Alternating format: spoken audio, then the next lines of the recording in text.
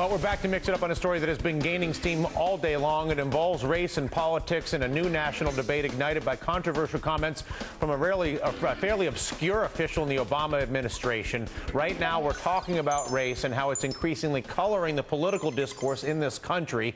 The latest example coming from Shirley Sherrod, a black USDA official in Georgia. She says the Obama administration pressured her to resign after the video surfaced, or a video surfaced, showing her saying that she didn't do everything she could to help a farmer because he was white.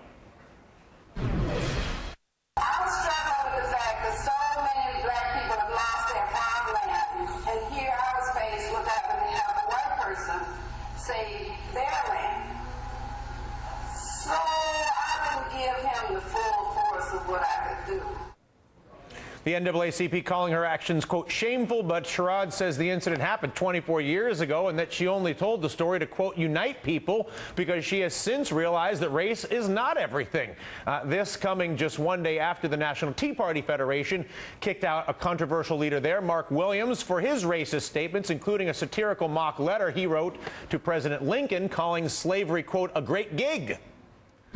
The letter was a response to the NAACP's resolution denouncing racist elements within the Tea Party movement.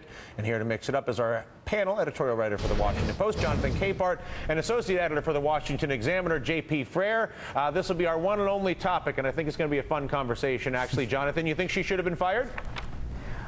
Actually, no. And I have to say at the outset that I'm only speaking for myself, not as a member of the Washington Post editorial board. When you look at all the facts, and including looking at the interview that she did earlier today on CNN, this is something that happened in 1986. She wasn't working for the federal government. She was working for a Georgia nonprofit. In the interview, she said that she did end up helping the guy, spending 2 years to help him save his farm. And also in that interview, they found the wife of that farmer. The farmer is since deceased, and she went on air and said that it was Ms. Sherrod who helped save their family farm. I think this whole episode is sort of emblematic of why conversations about race and politics really seem to blow up into things that they really shouldn't. It makes the conversation extremely difficult when something like this happens. When we have such big responses, JP, do you agree that it puts a chilling effect on anybody's ability to actually talk about any of the real issues? Well, I mean, absolutely. I mean, we just had Spencer Ackerman revealed in Journalist as having said, let's call everyone racist. That is referring to the Jeremiah Wright story about President Obama. You know, there are a number of instances in which you can really toxify or make toxic an environment just by calling the term racist. But I mean, this is why the NAACP sort of stepped in it.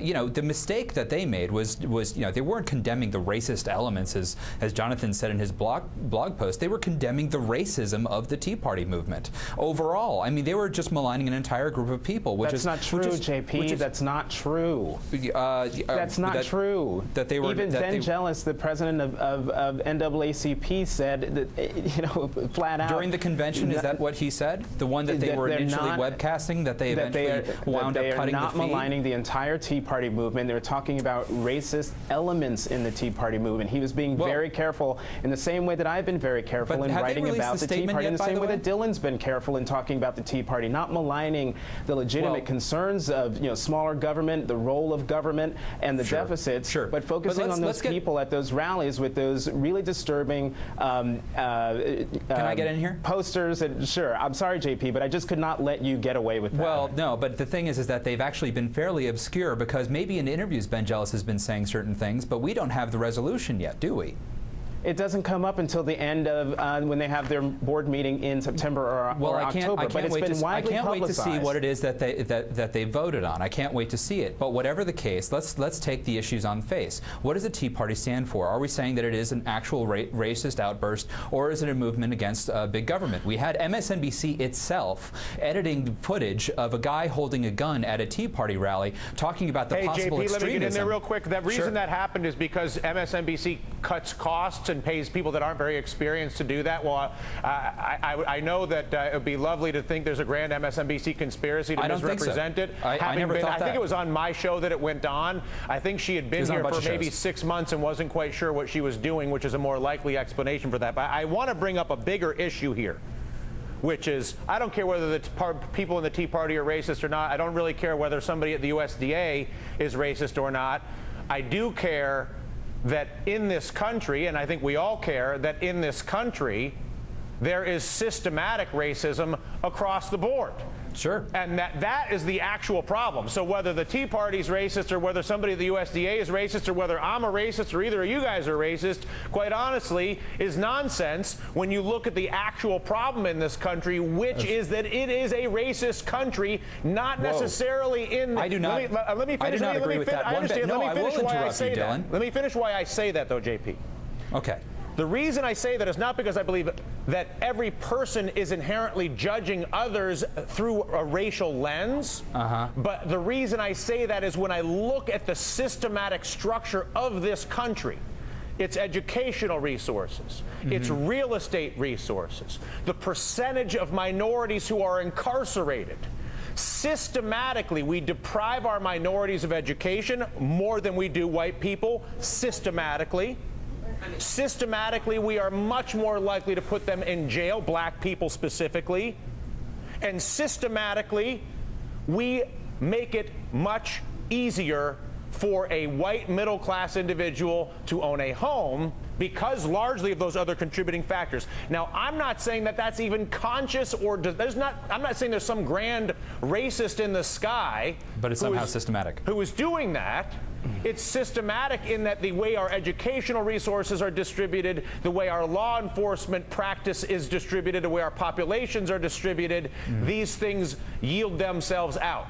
That is not good for America, period. Right. Well, I mean, I so suppose how do you deal with that? Well, look, I think that maybe the expectation is that a conservative is going to go on the air and say that everything is hunky-dory and that there is no racism in this country. Hold on, let me finish my point. Let me finish what I was going to say, Dylan. I like you. I'm not jumping to any conclusions about you. I'm taking your words at face value. Okay, I expect you'll do the same with me. I want you to pretend you're not on MSNBC, and I want you to pretend you're talking to your friends Dylan and Jonathan. Okay? Can you do that? Hey.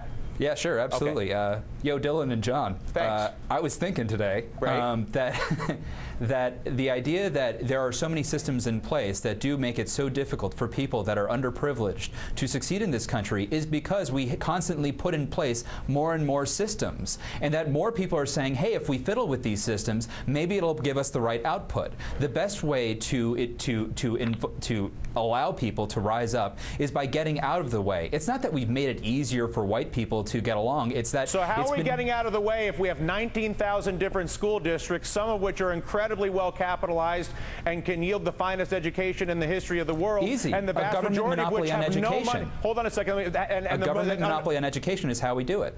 Say that again? That's how we make it. A government monopoly on education is precisely how we make it more difficult for blacks and Latinos and many other ethnic groups and the poor to be able to rise up. I mean, that is how we get in the way. If we really want to see people get along better. Take all their kids out of the schools in the cities and leave ghetto schools uptown here in New York. No, not oh heavens, JP. I've lived in New York for almost 20 years. I have many friends who have had children here. I have many friends who have grown up here, and I can tell you the rich ones went to private schools and the poor ones didn't. And the more anyway, you get the last word here, Jonathan. How do you view the systematic aspect of this?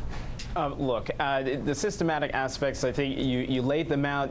Your graphics show the wide disparities there. My big concern is we spend a whole lot of time hurling accusations of racism and things like that, and we allow that to get in the way of having a really meaningful, deep conversation, a very difficult conversation about. JP, please be quiet.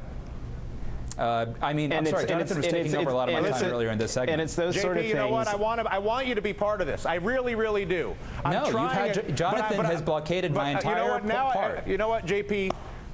You're not behaving in a way that's constructive, and I don't know why that is, but I do. Look at the amount of time he's been talking and the amount of time that I was talking. Who hosts the show, JP?